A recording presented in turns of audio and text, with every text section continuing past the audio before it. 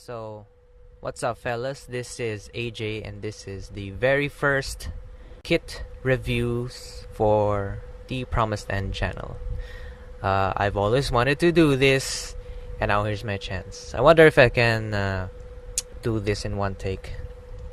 So, anyway, this show will mainly be for reviewing kits. Doesn't matter what it is. Maybe it could be like remote control cars, World War tanks and stuff like that, and of course Tamiya cars and Gundam model kits as well. So what better way to start this than reviewing the very first, the grandpa, if you will, of all Gundams. This is my own kit. Little side note, this was bought by my girlfriend, and after like a few hours of negotiating, if a girl buys you a Gunpla kit, you found the one. So let's get started. This Gundam is, well, its name is RX78-2. It just rolls out of the tongue, and this was the very first Gundam they released. This was the hero robot for the 70s. I think that was 1979. The very first Gundam series that went out. Well, the story behind it is all the hero side decided that they needed like giant robots because the Zeon group had like giant robots as well. So the Zeon people actually they were the first to make the giant robots, and then our heroes needed something to fight them back with, and then they made the RX78. Now, this, by the way, was piloted by the most famous pilot in the whole series of Gundams, Amuro Ray, and which is still currently missing. He might be dead, I don't know. Czar, my friend, told me he was still missing by the time Unicorn was out. So anyway, this mobile suit is a prototype. They all are, all the heroes use the prototype, so it'll be hard to use and shit like that. So this is a master grade. This is the 3.0 version. I liked the 3.0 version the best, and I know some of the RX78 purists out there might be angry at me, but it's my preference, okay? I like this mainly because the giant statue in Japan they made a few years ago was closer to this. I mean, they didn't make the very first version, of course. They just made this. This is like more proportionate, more just beautifully designed, actually. So the normal Gundam hero, or the lead guy, usually has these colors, which is the white, the blue, the yellow, and the red. And the 3.0 version actually has, if my camera would focus, has different versions of white in it. This is like dirty white, and then dirty white in here, and then white here. It also actually has a few different versions of red. There's like bright red here, dark red here. Also different shades of blue. This one's like almost purple, like beside the blue here. And the frame, as you can see, is gray. Focus camera, you can do this. Down to the weapons. The RX78 has its trademark shield right here. It's got moving parts inside. This clips on the arm, the back. It also has a peg here, which you can peg at the back right there for storage. And it's got this really cool moving door, so you could peek inside. So that's it. It also has the hyper bazooka. Okay, again, there's a peg here that bends and opens, so you could plug behind him, movable handle, because this usually goes on his shoulder. And he has beam saber handles attached. These are actually ball jointed, and then there's a peg here, and these actually come with a couple of the beam effects for the beam sabers, and it's actually in the box, so I can't get it right now because the boxes are stacked up right there. I lack the effort to move my stuff. So anyway, the last weapon is the beam rifle. It's got a few moving parts. I think that part is the ammo pack, and then the scope up there. And all these, the gun, the beam handle, the shield, oh no, not the shield, but the bazooka, all of that has pegs that can peg right through the hands right here, because the hands have these flipping pegs. It's hard to get. Also, one of the things I like about this, that the fingers on the hands are very articulate. All the joints there exist, so you can actually have him do a lot of gangster signs and stuff like that. Now down to the articulation. I see a lot of Gundam reviewers do that. Now here we go.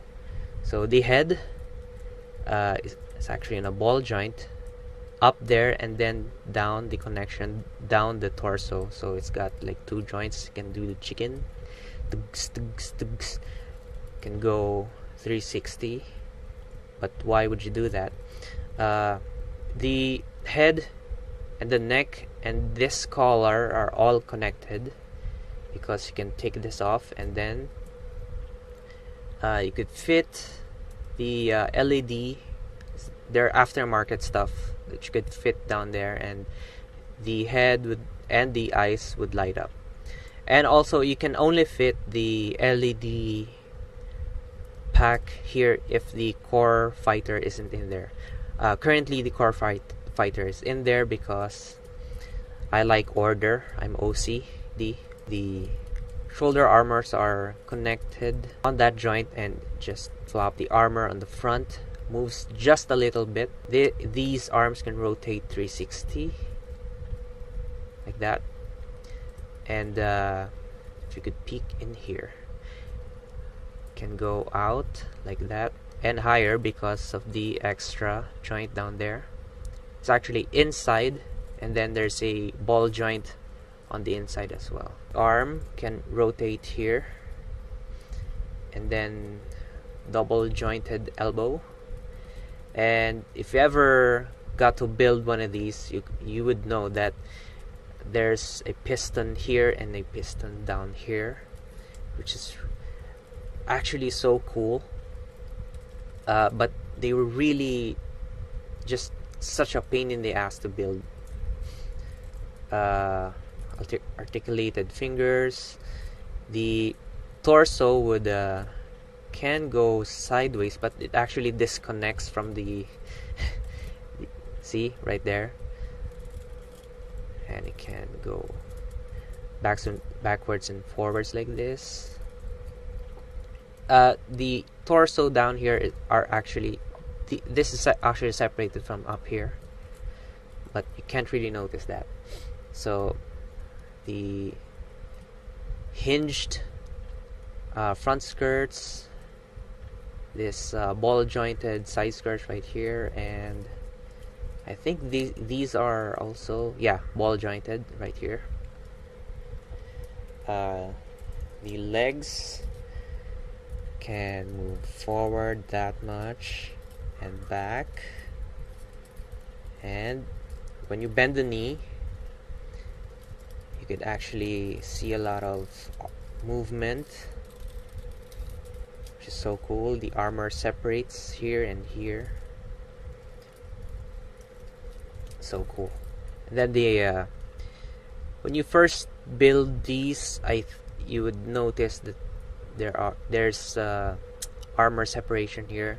Don't panic. I think that's normal. I mean, it's been there for like a few years already. Because if you move it that way, there's a hinge here. It kind of separates, but it looks normal. There's the heel moves a little bit, and the toe moves, and then this armor moves as well.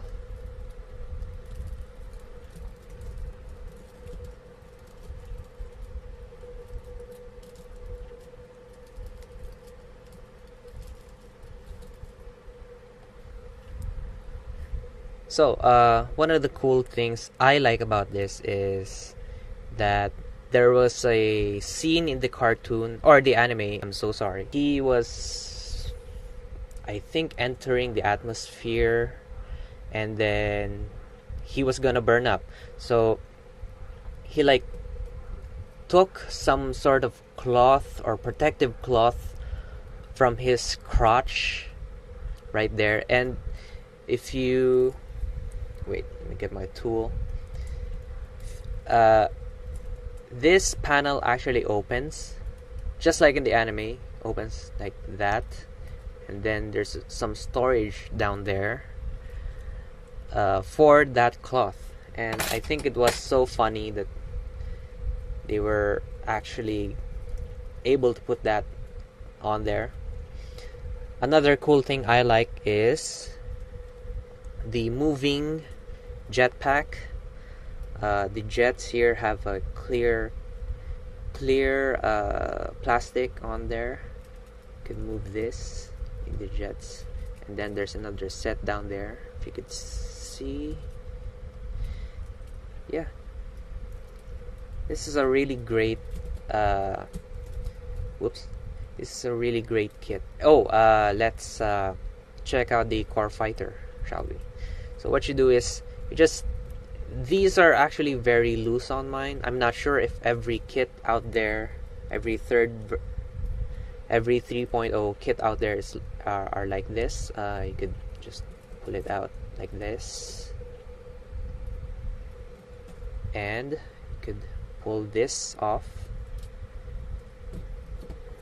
So you now have the core fighter here, which has great detail, and you could flip these open. The back wing actually flips open when you flip. See that? And you gotta be careful, because if you store these things on like really hot places, like my room right now is very hot, and the plastic just gets really brittle, and it's scary to just move these things. Come on, it's our first episode. Oh, by the way, you can extend this, and you can see Amuro inside. Come on, you can do this. Okay, hold this as you do right there, and now you have the core fighter. Really cool. You could actually flip the pilot inside if you wanted to, so it gets the right side up. So let's put this back together.